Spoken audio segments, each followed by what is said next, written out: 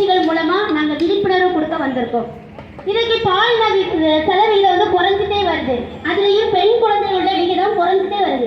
இதனால என்னென்ன பிரச்சனைகள் நம்ம சந்திக்க போறோம் அப்படிங்கிறது நம்ம ஒவ்வொருவருக்கும் தெரியும். ஒரு பெண் குழந்தை குறையும் பொழுது இந்த பெண்ணுடைய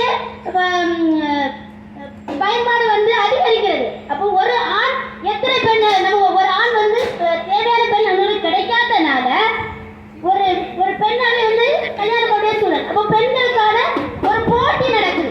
அப்போ அதுல வந்து அது மட்டும் இல்ல, ஒரு தாயினுடைய வளர்ச்சி வந்து குறைகிறது. இப்படிப்பட்ட பல குறைபாடுகள் இருக்கனால அதை வந்து நம்ம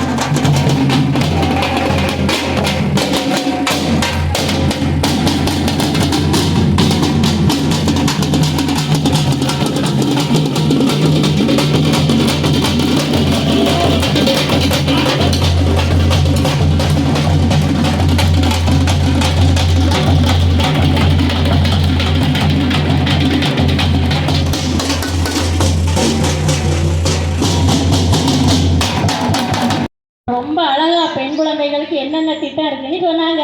ஆமா ஆமா சரி அக்கா, அது இருக்கட்டு. நம்மளே மாதிரி கஷ்டப்பட்ட பெண்களுக்கும் விதவை பெண்களுக்கும் ஏதாவது திட்டம் இருக்காக்கா? சரியா கேட்ட, நிறைய திட்டம் இருக்கு. நிறைய திட்டம் இருக்குவா? ஆமா. என்ன திட்டம்க்கா, கொஞ்சம் சொல்லுங்க.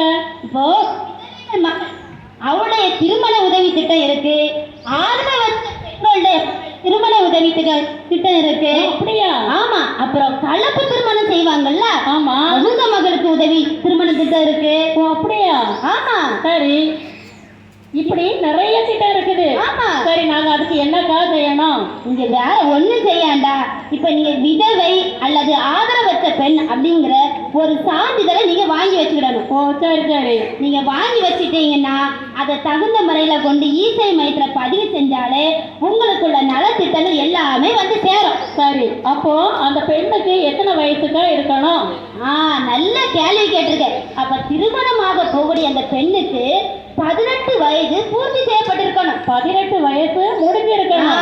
சரி. அந்த மருமகனுக்கு வந்து 21 வயசு இருக்கணும். மணமகனுக்கு 21 முடிஞ்சிருக்கணும். ஆமா. சரி அக்கா. இப்படி இருந்தா மட்டுமே அவங்க தகுதியானவர்கள். சரி, இது எவ்வளவு நாளைக்குள்ள நம்ம விண்ணப்பிக்கணும்? இதை நீங்க திருமண பிறப்பு வீதம் குறைந்து வருவதை நான் அறிவேன். குறைந்து வருவதை நான் அறிவேன்.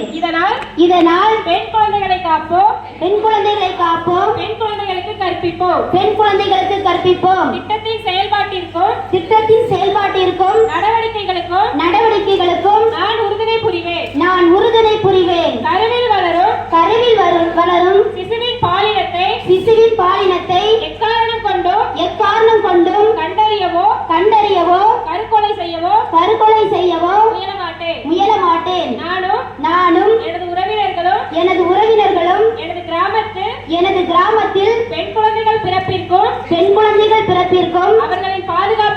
அவர்களின் பாதுகாப்பிற்கும் கல்விக்கும் கண்டிப்பாக எவ்வித பாகுபாடின்றி சமமான மதிப்பளித்து உதவி செய்வோம்.